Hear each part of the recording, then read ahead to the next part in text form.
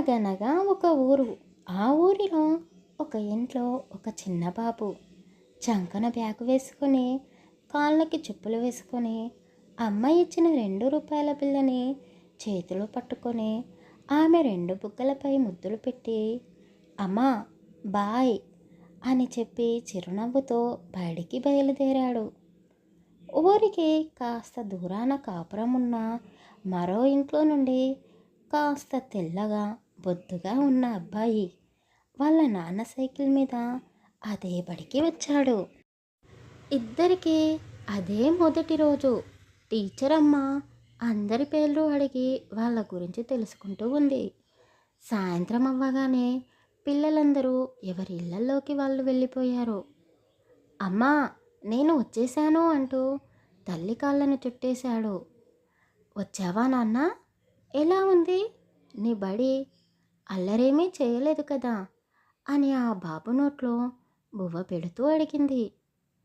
అతను నోటి నిండా బువ్వ పెట్టుకొని, నేనేమీ గొడవ పడలేదు, వాడే నాతో గొడవ పడ్డాడు.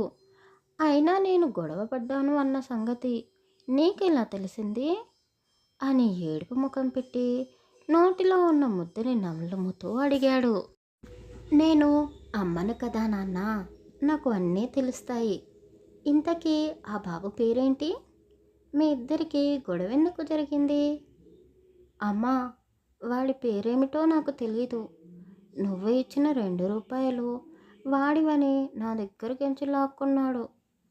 అది మా అమ్మ ఇచ్చింది అని నేను ఎంత చెప్పినా వినలేదు వాడు. అందుకే ముక్కు మీద ఒక్క దెబ్బ వేశాను అని ఆ చిన్న పిల్లవాడు ముద్దు ముద్దుగా చెప్తూ ఉంటే అమ్మవాడిని మందలిస్తూ, తప్పు నాన్న, నేను నీ బ్యాగులో పెట్టుకోమని చెప్పాను కదా, నా ముందే నువ్వు పెట్టుకున్నావు కదా, మరి వాడు నీ బ్యాగులో నుండి దొంగలించడం నువ్వు చూసావా?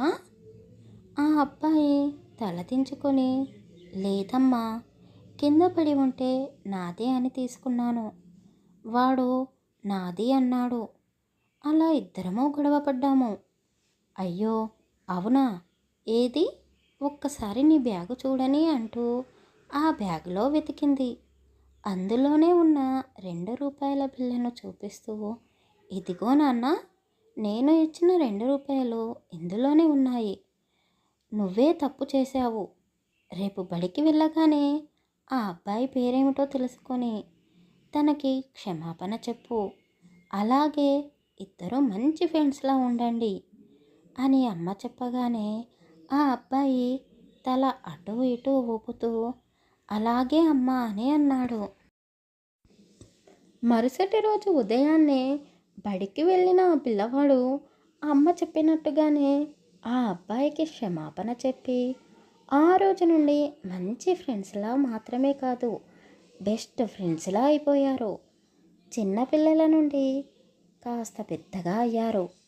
వారి మధ్య స్నేహాన్ని చూసి ఆ 2 కుటుంబాలు కూడా మంచి స్నేహబంధంతో కలిసిపోయాయి. కాలం మారుతున్న కొద్దీ ఊరిలో మార్పులు కూడా జరిగాయి. ఒక ఊరి చివరన ఉన్న అబ్బాయి వాళ్ళ నాన్న బిజినెస్ చేయడం కోసం సిటీకి వెళ్ళాలి అనుకుంటాడు. ఆ విషయం తెలిసి ఆ ఇద్దరు పిల్లలు చాలా బాధపడ్డారు. వద్దురా, నన్ను విడిచి వెళ్ళకు, నాకు కూడా వెళ్ళాలని లేదురా, నిన్ను చూడకుండా నేను ఉండలేను, కానీ మా నాన్న నా మాట వినడం లేదు. పోనీ నువ్వు కూడా నాతో పాటే సిటీకి రావచ్చు కదా, ఇద్దరం పెద్ద స్కూల్లో చదువుకోవచ్చు అని ఆ అబ్బాయి చెప్పాడు. మరో అబ్బాయి తలదించుకొని మౌనంగా ఉండిపోయాడు. ఏమైందిరా, నేను అడుగుతుంటే సమాధానం చెప్పకుండా అలా ఉన్నావు? అది కాదురా, నాకు మా అమ్మ అంటే ఎంత ఇష్టమో నీకు తెలుసు కదా, మా అమ్మని వదిలి నేను ఎలా రాగలను అని దిగులుగా అన్నాడు. ఇద్దరూ కొద్దిసేపు ఆలోచించి, ఒరేయ్, మనకు ఇద్దరికీ సెలవులు వస్తాయి కదా, అప్పుడు నేను ఇక్కడికి వస్తాను, ఎలాగో మా నానమ్మ ఇక్కడే ఉంటుంది కదా, తనని చూడడానికైనా నేను రావాలి కదా అని అన్నాడు ఆ బాబు. ఇద్దరూ కొద్దిసేపు ఆడుకొని బాధగా ఒకరికి ఒకరు వాళ్ళ గుర్తుగా గిఫ్ట్స్ ఇచ్చుకొని కన్నీళ్లు పెట్టుకొని ఇద్దరూ దూరమయ్యారు. సిటీలో సెటిల్ అయిన అబ్బాయి అప్పుడప్పుడు ఊరికి వచ్చిన ఆ అబ్బాయిని కలవడానికి మాత్రం వెళ్ళలేదు. ఊరిలో ఉన్న మరో అబ్బాయి కూడా సిటీలో ఉన్న ఫ్రెండ్ గురించి ఆలోచించడం మానేశాడు. ఇద్దరు పెరిగి పెద్దవారయ్యారు. వారి మధ్య ఏం జరిగిందో తెలియదు కానీ బద్ధ శత్రువుల్లా మారిపోయారు.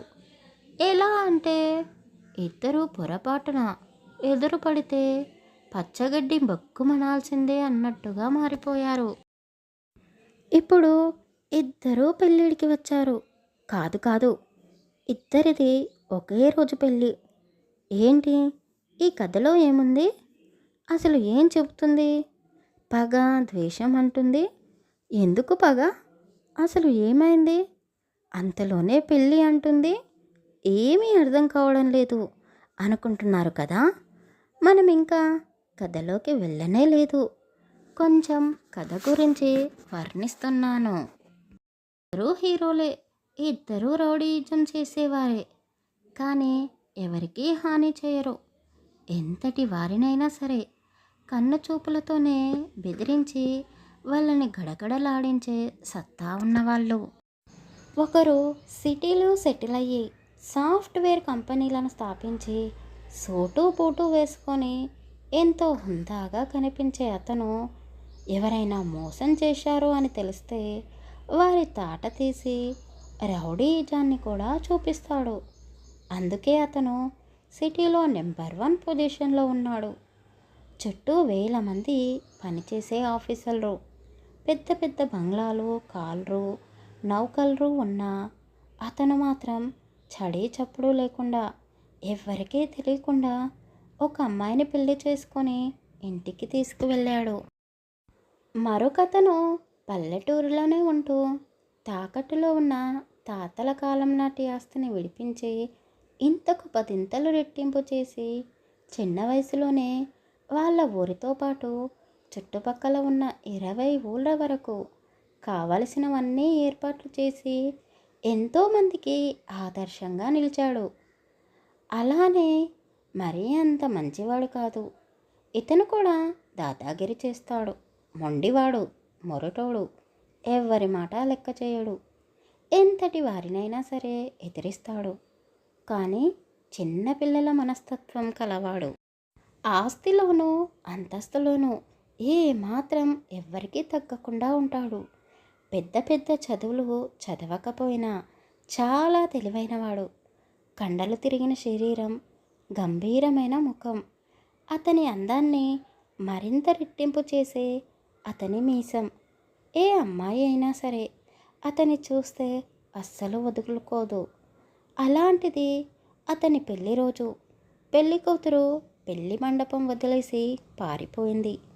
ఆ విషయం తెలిసిన పెళ్లి కొడుకుకి చాలా అవమానంగా అనిపించింది.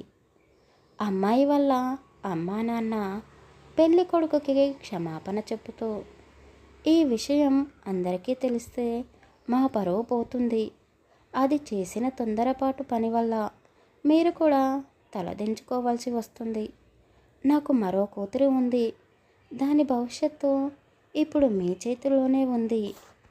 ఈ పెళ్లి కూతురి తండ్రి కన్నీళ్లు పెట్టుకుంటూ ఆ అబ్బాయి చేతులు పట్టుకొని, కాదనకు బాబు అని బ్రతిమాలుతూ ఉన్నాడు. అతను కోపంగా వాళ్ళని చూస్తూ, మీ అమ్మాయి వయసులో నాకంటే చిన్నది కదా అని గంభీరంగా అన్నాడు. నేను చిటిక వేస్తే ఎంతోమంది నన్ను పెళ్లి చేసుకోవడానికి సిద్ధపడతారు.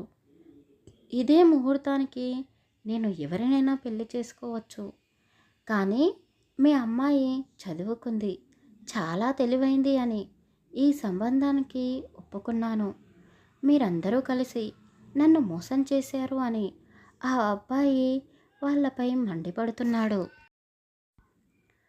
ఆ అబ్బాయిని వాళ్ళు కాళ్ళా వేళ్ళా పడి ఎలాగో అలా పెళ్ళికి ఒప్పించారు. కోపంగా అతను వెళ్ళి పెళ్లి మండపంలో కూర్చున్నాడు. కొద్దిసేపటి తర్వాత ఒక అందమైన అమ్మాయి పెళ్లి మండపంలోకి వచ్చి తల దించుకొని అతని పక్కన కూర్చుంది. అతను ఆమె వైపు చూడకుండానే కోపంగా ఆమె మెడలో తాళి కడుతూనే మెడలో ఉన్న పుట్టుమచ్చని చూస్తూ అతని వేళ్ళు ఆమెకు తాకిస్తూ 3 ముళ్ళు వేశాడు. ఈ కథలో ఎవరికి పేర్లు లేవా అని అనుకోకండి, ఉన్నాయి. కానీ ఇప్పుడే బయటపడవు, ముందు ముందు అందరి పేర్లు తెలుస్తాయి. ఎలాగో అలా ఇద్దరు ఫ్రెండ్స్ పెళ్ళైతే చేసుకున్నారు. మరి వీరి జీవితం ఎలా ఉండబోతుంది? అసలు వీళ్ళ మధ్య దూరం ఎందుకు పెరిగింది? తరువాయి భాగంలో తెలుసుకుందాం. అలాగే ఈ కథ గురించి మీ అభిప్రాయం ఏమిటో కామెంట్ చేసి చెప్పండి. కథ నచ్చితే లైక్ చేసి మన ఛానల్ని సబ్స్క్రైబ్ చేసుకోండి అప్పా.